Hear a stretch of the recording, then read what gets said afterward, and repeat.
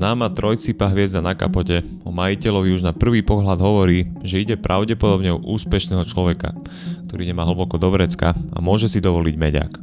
Aj keď to na prvý pohľad môže vyzerať ako bezchybná úspešná značka, tak opak je pravdou a táto najstaršia automobilka si zažila turbulentné obdobia počas svojich skoro 150 rokov života.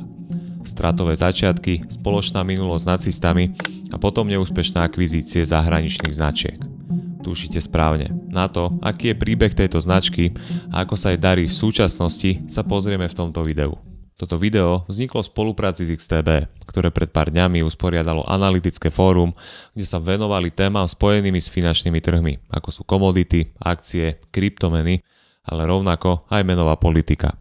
Link na záznam z tohto fóra nájdete dole v popise tohto videa. Osobný automobil vynašiel nemecký vynálezca Karl Friedrich Benz. Motorwagen, ako svoj vynález na 3 kolesách pomenoval, bol prototypom ľahkého vozidla, ktoré ale na rozdiel od iných úvodzovkách vozítiek tej doby tankovalo benzín.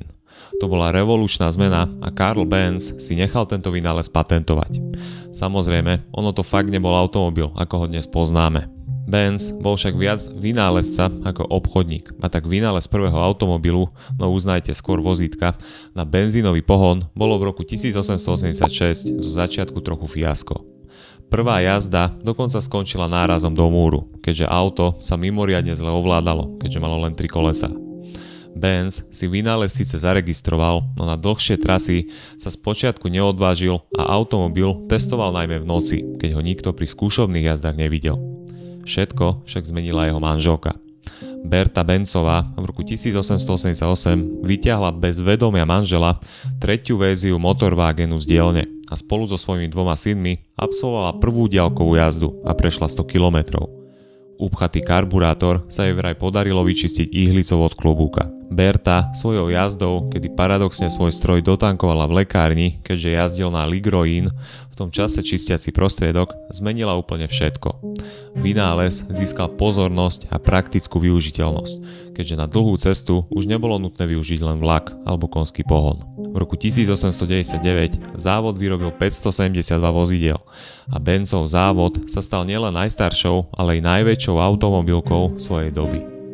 Zhodou osudu niekoľko kilometrov od Benza žil a pôsobil druhý významný vynálezca tej doby, Gottlieb Daimler. Daimler sa venoval motorom a jeho biznis partnerom bol Wilhelm Maybach.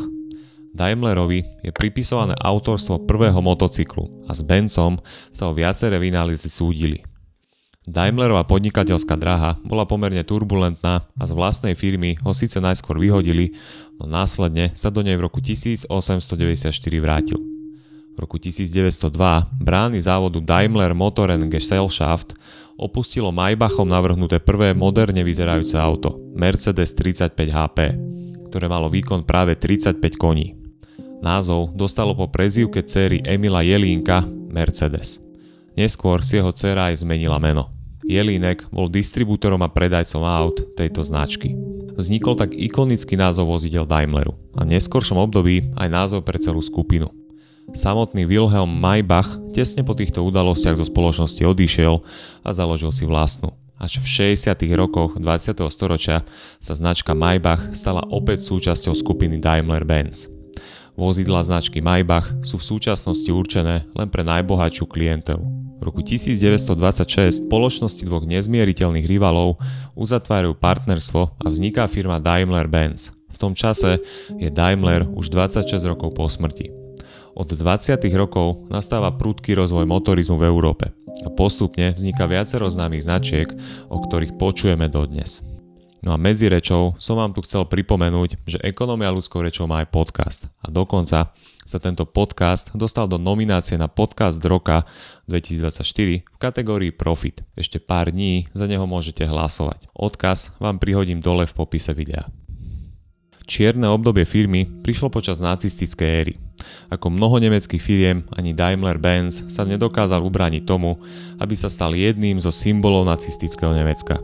Ukázalo sa aj to, že firma pomáhala Hitlerovi dostať sa k moci už pred rokom 1933 a Hitler bol osobným priateľom jedného z riaditeľov firmy. Hitler osobne, ale aj iní nacistickí funkcionári sa často ukazovali práve v Mercedesoch, ktoré už vtedy boli vnímané ako luxusné autá a trojsýpa hviezda sa stala symbolom nemeckej automobilky v rukách nacistov. Model Mercedes-Benz 770, známy tiež ako Grosser Mercedes, veľký Mercedes, patril Hermannovi Göringovi. Bežne používaným autom tajnej polície Gestapo boli napríklad modely Mercedes 260D. Maybach so svojou vlastnou spoločnosťou vyrábal naďalej motory, no a väčšina nemeckých tankov mala motory práve od Maybachu. Mercedes-Benz v čase nacistickej vlády za pomoci nacistov dokázal za 2 roky zdvojnásobiť produkciu aut zo 6 000 kusov ročne na 12 000 kusov v roku 1934. O rok neskôr už vyrábal 25 000 aut ročne. Počas vojny sa produkcia Mercedesu zamerala už nie len na autá, ale čoraz viac na vojenskú techniku a vojenské dodávky. Ani Daimler sa nevyhol tomu, aby sa stal súčasťou vojnovej mašinérie nacistického Nemecka. Podielal sa na výrobe leteckých motorov, tankov či niektorých častí obávanej zbrane V2. Daimler-Benz zároveň na prácu, tak ako mnohé nemecké firmy v tom čase, využívali aj Židov a vojnových zajatcov. Aj cena, ktorú Daimler-Benz zaplatil za vojnu, bola vysoká. Firma prišla o všetky pobočky a značky, ako i všetky aktíva, ktoré boli súčasťou sovietskej okupačnej zóny. Firma bola zredukovaná na 4 továrne a prakticky sa tak vrátila na pozície, ktoré mala v časoch pred nástupom nacizmu. Továreň v Untertürkheime istý čas slúžila ako opraváreň amerických vojnových vozidiel a výraznou zmenou v rámci denacifikácie prešlo aj vedenie firmy. Už 2 roky po vojne sa firma spamätala a stala sa súčasťou nemeckého hospodárskeho zázraku. Počas 50. rokov firma expandovala a na poli dízlových motorov dosiahla mimoriadne dominantné postavenie. Až do roku 1952 platilo obmedzenie, ktoré zakazovalo nemeckým firmám priame investície v zahraničí.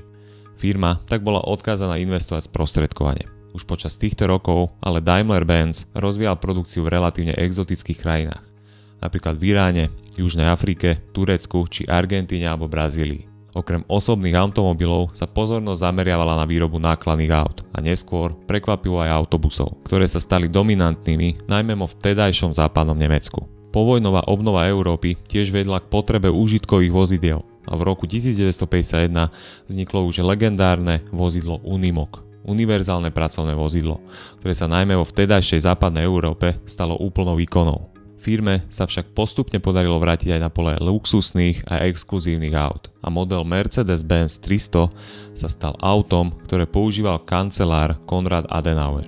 No a prestíž automobilky pokračovala v podstate celé 80. roky až do súčasnosti. Zároveň sa automobilka postupne stala dominantnou na poli výroby autobusov. Koncom 90. rokov, konkrétne v roku 1998, sa automobilka rozhodla vstúpiť do spoločnosti amerického výrobcu vozidel Chrysler. Došlo tak k premenovaniu celej značky na Daimler Chrysler. V motoristickom svete sa tak preťali 2 prístupy. Európsky, symbolizovaný nemeckou precíznosťou a kvalitou, a americký, známy výrobou pohodlnejších a väčších aut. Daimler po vstupe na americký trh ukončil predaj aut značky The Eagle, ktoré patrili k jednej zo značiek Chrysleru. Osamostatnil divíziu automobilov Jeep. Početní kritici však od začiatku tejto fúzie upozorňovali na kultúrnu rozdielnosť pri výrobe automobilov. Pričom Američania čoskoro pochopili, že pre Daimler sú viac junior partnerom ako plnohodnotným partnerom automobilky. Nepríjemné bolo vnímané napríklad aj to, že sídlo celej skupiny bolo v Nemecku. V máji 2007 Daimler oznámil predaj 80% akcií Chrysleru. Automobilka Chrysler krátko na to počas finančnej krízy sklzla do problémov, čo je však už ale iný príbeh. V 0. rokoch bol Daimler pri chuti a tak ako Chrysler predstavoval pre automobilku bránu na americký trh, bránu na trh v Ázii mala umožniť akvizícia automobilky Mitsubishi. Spoločnosť Mitsubishi v tom čase nebola v dobrej finančnej kondícii a hrozil jej krach. Dlh dosahoval asi $14 miliárd a bola dokonca nútená uzatvoriť svoj závod na výrobu nákladných vozidel v Thajsku. Jedinou možnosťou, ako mohla spoločnosť prežiť, bol vstup strategického partnera. Navyše, v prospech vstupu Daimleru do firmy hrala tiež minulá skúsenosť, kedy Chrysler na čas vlastnil podiel aj v Mitsubishi Motors. Dohoda, ktorú uzavreli nakoniec, bola pomerne zvláštna. Daimler získal 34% akcií Mitsubishi a 3 miesta z 10 v správnej rade. Pre Mitsubishi šlo výhodu v tom, že naďalej mohla deklarovať samú seba ako nezávislú japonskú spoločnosť. Daimler Chrysler však získal možnosť veta. Daimler tak v 0. rokoch sníval sen o skutočne obrovskej globálnej automobilke, postavenej na 3 pilieroch. No Daimler sa však pri vstupe do Mitsubishi dostatočne nespamätal ešte z predošlého vstupu do americkej automobilky, ktorý bol tiež veľmi nákladný. Niektorí členovia predstavenstva Daimleru mali vážne pochybnosti o vhodnosti vstupu do automobilky Mitsubishi, a to aj z dôvodu kultúrnych rozdielov. Napríklad tajnoskárstvu či sexuálnemu obťažovaniu, ktoré sa občas objavilo aj v radoch riadiacich zamestnancov Mitsubishi. Naopak vstup do Mitsubishi umožnil Daimleru prístup k výrobe menších aut, než na aké bol gigant zvyknutý a ktoré produkoval pre ostatné trhy. Práve segment malých vlastných mestských aut, ako napríklad model Colt od Mitsubishi, predstavoval pre Daimler želanú konkurenčnú výhodu, ktorú chcel získať. Už čoskoro sa však ukázalo, že vstup do Mitsubishi bol strategickou chybou, ktorá znamenala pre koncern Daimler Chrysler obrovské problémy. Slabé stránky Mitsubishi sa začali prejavovať takmer okamžite. Široký modelový rad v každom segmente, zlý imidž medzi zákazníkmi a nedostatky vo výrobe viedli k dezilúzii na strane Daimleru. V lete 2000 muselo byť do servisov zvolaných 1 000 000 vozidel Mitsubishi kvôli možným poruchám a akcie firmy padli o 30%. Mitsubishi navyše bolo nútené priznať, že problémy namiesto hlásenia japonskému ministerstvu dopravy vo svojich autách problémy skrývalo a tajne opravovalo už od roku 1977. Daimler narýchlo vyslal do Mitsubishi jedného zo svojich riadiacich zamestnancov. Jeho kompetencie však boli značne limitované práve akcionárskou zmluvou a menšinovým podielom Daimleru vo firme. Napriek tomu sa však podarilo znížiť počet zamestnancov o 9500 a zatvoriť jednu z tovární. No okrem problémov, ktoré Daimler riešil v Ázii, musel simultáne čeliť aj problémov na americkom trhu. Chrysler sa na americkom trhu topil v problémoch. Nemecký manažment sa tak ocitol medzi dvoma mlynskými kameňmi, jednom na západe a jednom na východe. Problémy Mitsubishi sa naďalej znásobovali a akcionári začínali kritizovať aj fakt, že Daimler svoju americkú divíziu Chrysler neustále dotuje. Problémy vzniknuté v USA a Ázii sa postupne začali prelievať do materskej firmy. A Daimler v objeme produkcie prestihol najväčší konkurent na nemeckom trhu BMW. Na americkom trhu sa v segmente luxusných aut na úkor Mercedesu a Chrysleru začala presadzovať značka Toyota Lexus. Problémy materského Daimleru začali postupne naberať na obrátkach. Značke sa začali znižovať hodnotenia kvality a vrcholom bolo hromadné zvolávanie automobilov triedy E do servisov. Išlo 680 000 aut v roku 2004 a 1,3 milióna aut v roku 2005. Automobilke sa navyše nevydarilo spustenie značky Smart podľa predstav. Trhová cena Daimleru za 6 rokov klesla o $60 miliárd. Čistý zisk v roku 2003 klesol o 91% v porovnaní s predošlým rokom. Napriek volaniu riaditeľa Schrempa a žiadosti finančnej injekcie vo výške $1,5 miliardy pre Mitsubishi už ďalšiu pomoc správna rada firmy odmietla. Daimler svoje ázijské aktivity odpredal a ázijské dobrodružstvo skončilo totálnym fiaskom pre firmu. Schremp, autor stratégie rozloženia na 3 trhoch, bol v roku 2005 donútený rezignovať a automobilka v roku 2007 definitívne ukončila aj americké dobrodružstvo s Chryslerom. Ani v novodobej histórii sa automobilke nevyhli škandály. Po odhalení emisného škandálu v konkurenčnom Volkswagene sa ukázalo, že podobné problémy so softvérom môže mať aj Daimler. V roku 2018 nemecké ministerstvo dopravy obvinilo automobilku z používania neprípustného softvéru na reguláciu emisí. Do servisov bolo zvolaných viac ako 230 000 nemeckých aut. Mercedes samozrejme v tejto súvislosti zodpovednosť odmieta, avšak súdne spory stále prebiehajú. Aj keď sa na prvý pohľad môže zdať, že automobilka Mercedes-Benz patrí medzi menej významných svetových hráčov a je skôr pre luxusnú klientelu, nie je tomu tak. V súčasnosti predstavuje podľa tržieb celosvetovo 6., prípadne 7. najväčšiu automobilku. Záleží od toho, aký zdroj používate, keďže tam môžu hrať rolu aj menové kurzy. Každopádne, podľa výročných správ automobiliek bol Mercedes v roku 2023 tržbami na 7. mieste. Avšak keby sme rátali aj so značkou Daimler Truck, ktorá sa od skupiny v roku 2021 oddelila, tak by bola niekde na 3. či 4. mieste. Väčšinu tržieb spoločnosti pritom tvorí práve predaj vozidiel pre bežného spotrebiteľa. Zároveň si posledné 3 roky drží Mercedes ziskovú maržu okolo 9%, čo je spomedzi bežných, respektíve mierne prémiových značiek úplne najviac, keby sme nerátali Stellantis. Samozrejme, treba to brať trošku s rezervou, pretože záleží, aké značky a teda segmenty majú pod sebou jednotlivé koncerny. Do portfólia Mercedesu spadajú nielen autá, ale aj autobusy s trojcípou hviezdou. No a tiež značka Setra, Fuso, ale tiež americké autobusy značky Thomas Built Buses. Známe tunajším obyvateľom najmä ako slávne žlté školské autobusy. Okrem toho sa s vozidlami značky môžete stretnúť aj v kamiónovej doprave, ktorá je práve od roku 2021 už oddelená. Firma tiež produkuje napríklad autá na odvoz smetí, umývacie vozidlá, nákladné vozidlá či hasičskú techniku. Biznis Mercedesu bol obľúbený aj v Rusku. Automobilka v roku 2019 otvorila závod na výrobu automobilov nedaleko Moskvy. Hlavným hosťom na otvorení továrne bol vtedy ruský prezident Vladimír Putin.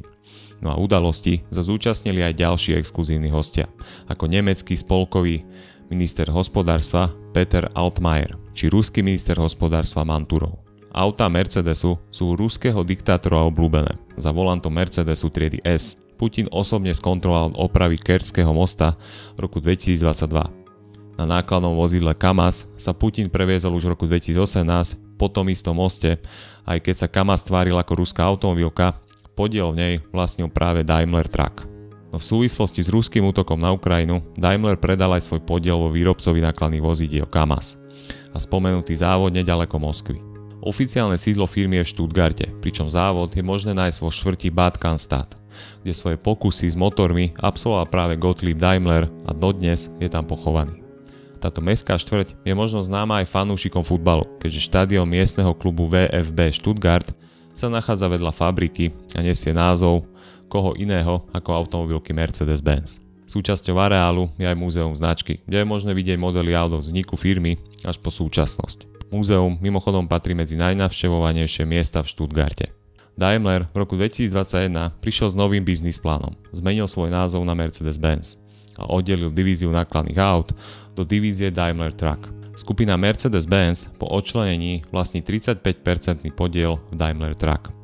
Zvyšok akcií vlastnia najmä menší investori a inštitucionálni investori. Okrem toho, Mercedes-Benz samozrejme ovplyvňuje aj európske zelené politiky a v roku 2021 spoločnosť oznámila, že od roku 2030 už bude predávať len elektrické vozidlá. Celkovo plánuje do rozvoja elektromobility, najmä v prípade bežných užitkových vozidiel a vanov, investovať vyše 40 miliárd eur do roku 2030.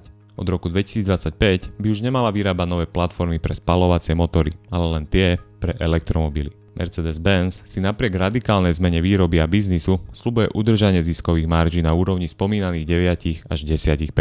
Napriek tomu je ťažké predikovať, ako sa bude tento trh vyvíjať, najmä kvôli rastúcej konkurencii z Číny zo strany BYD.